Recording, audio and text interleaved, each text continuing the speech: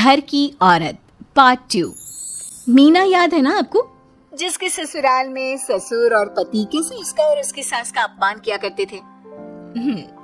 वैसे तो मीना को नौकरी की इजाजत मिल गई थी, लेकिन मीना ये क्या है? खाना अभी तक नहीं बना। कब से मैं यहाँ बैठा हूँ कि नाश्ता कर लूँ। बस 2 मिनट, वो ऑफिस की एक ईमेल करनी है। तभी ससुर जी आ जाते हैं। मैंने कहता था जिस दिन ये फीमेल ईमेल करने लगेगी घर नहीं चलने वाला। तभी सास हाथ में नाश्ते की प्लेट ले आती है।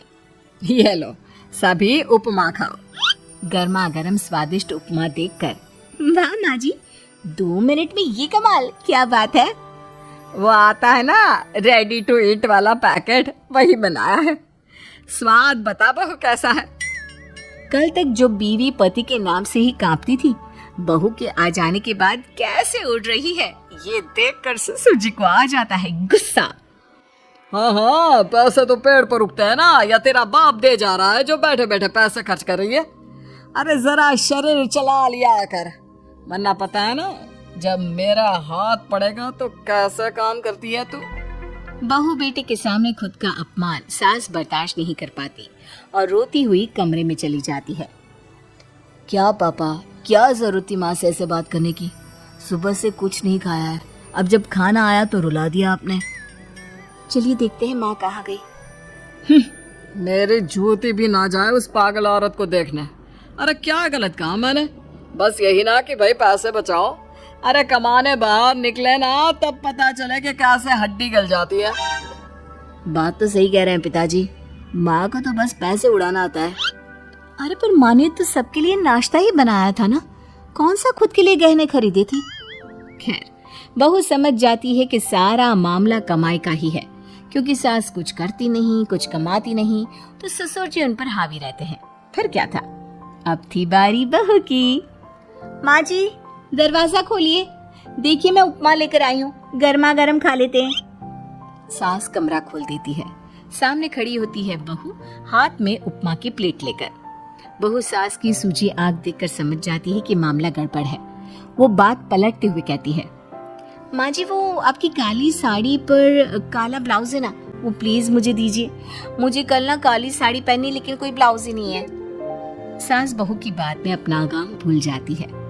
हाँ बहू, क्यों नहीं, वो तो मैंने अपने हाथों से डिजाइन किया था। चल अभी निकाल कर देती हूँ तुझे। सास बहू को ब्लाउज निकाल कर दे देती है। फिर अगले रोज, माँ जी आज तो ऑफिस में कमाल ही हो गया। पता है क्या, सारी सहेलियों ने घेर लिया, पूछ रही थी ब्लाउज कहाँ से खरीदा। मैंने भी बोल दिया मेरी सास ने सिलाया, वो भी खुद डिजाइन करके। ये तो वही बात हो गई कि झोला छाप डॉक्टर की दवाई काम कर गई। अरे बहू, ये तो बस ऐसे ही बना दिया था। लेकिन माँ जी आपको पता है, ये देखिए 2 लोगों ने तो मुझे कपड़ा भी दे दिया और नाम भी, सेम टू सेम डिजाइन का ब्लाउज बना दो, और बदले में ये 2000 रुपए। हाथ में 2000 देखकर सास की तो आंखें फटी की फटी रह जाती है। अरे बहू, ये तो कमाल ही कर दिया। ये काम तो मैं कल तेरे ऑफिस जाने से पहले ही खत्म कर दूंगी। सच्ची माँ जी, कैसे इतनी जल्दी? अरे बहू, वो बस नाप है ना, उसी के आकार का काट काट कर डिजाइन ही तो देना है। ये तो मेरे बाएं हाथ का खेल है। अगले रोज बहू ऑफिस जाती है और फिर शाम को 2 ब्लाउज ले आती है। अरे बहू, क्या बात है, लेकिन इसके डिजाइन। बहू फोन में सास को डिजाइन दिखाती है। अरे ये तो बच्चों वाला डिजाइन है, रख, अभी थोड़ी देर में ही दे देती हूँ। सास बहू को कपड़े सिल कर देती और बहू सास को रुपए। फिर एक रोज, माँ जी ये लीजिए कपड़े, लेकिन इसकी सिलाई मैंने ज्यादा ली है। तो क्या है ना, हैवी काम है तो मेहनत ज्यादा लगेगी ना आपको। अरे रहने देती बहू, मैंने कौन सी बुटीक खोली है। बहू को सास की बात में दम लगता है और वो कुछ सोचती हुई निकल जाती है। वो कमरे में बैठी होती है कि उसकी ससुर के जोर जोर से चिल्लाने की आवाज आती है। फिर फिजूल खर्ची। अरे तुम्हारे जैसी बेकार ना काम काज करने वाली औरत कब पैसे की कीमत समझेगी? क्या जरूरत थी ये मशीन खरीदने की? अरे वो मैंने EMI में ली है, आपको पता है ना कपड़े सिलने का कितना शौक है मुझे। हाँ तो क्या दर्जी बनोगी? लोगों को पकड़ पकड़ कर नाप लोगी? अरे कुछ तो शर्म करो। तभी बहू आ जाती है, उसके हाथ में चाबी होती है। माँ जी ये चाबी मैंने चौराहे में आपके लिए बुटीक खोला है। पैसा लोन से लिया है तो काम करके आप चुका देना। और हाँ माँ जी, कल उद्घाटन है तो 11 बजे दुकान में पहुंच जाना। पूजा में आपको ही बैठना है। ये सुनकर ससुर जी आग बुबला हो जाते हैं। कहीं नहीं जाएगी ये। इस घर की औरतें बाहर नहीं निकलती। तू तो इंजीनियर है इसलिए तुझे इजाजत दे दी, लेकिन ये तेरी सास 4 अक्षर नहीं आते इसको। अरे रहने दे, क्यों पैसा बर्बाद करवा रही है। सास को डांटने की आदत ससुर जी को जो लग चुकी थी। सास बहू की ओर देखती है। तो माँ जी, कल वक्त से तैयार रहना। ससुर जी, आप ही तो माँ जी को कहते थे ना उन्हें पैसे की कदर नहीं है, तो अब वो खुद ही कमाने जा रही है। अरे और क्या पापा, देखिए मीना ने कितना अच्छा बुटीक खुला है माँ के लिए। अरे रहने ही दो, ये कुछ नहीं कर पाएगी, गंवार कहीं की। ससुर की रजामंदी ना होने के बाद भी सास काम करती है, लेकिन ससुर भी ससुर होता है। एक रोज सास देर से घर आती है। कहाँ घूम रही थी? ये कोई वक्त है घर आने का? घर का ठेका क्या आप मर्द लेंगे? अब लगोगी रसोई में, क्योंकि तुम्हारी बहू रानी भी नहीं आई अभी तक। पापा, आज बाहर से ही मंगवा लेते हैं। आज बहुत ज्यादा काम था, किसी की शादी का पूरा कपड़ा सिलना था। कल उन लोगों की ट्रेन थी, खुद बैठ कर काम करवा कर गए हैं। बहू, ये पैसे हैं आज के गल्ले के, जरा संभाल ले।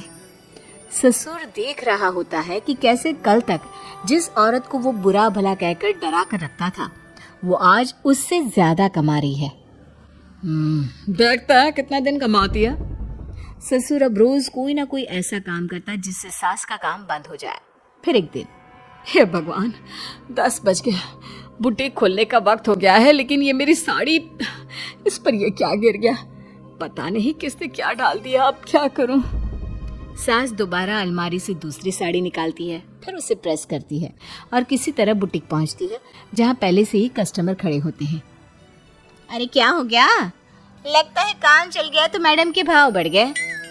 पता है, इस धूप में पिछले आधे घंटे से खड़े हैं। पता होता तो वो बगल वाली शॉप में ही दे देते। अरे माफ करिएगा, वो क्या हुआ ना, तैयार होकर निकल ही रही थी कि साड़ी में सॉस गिर गया। दोबारा साड़ी चेंज की तो आप आई।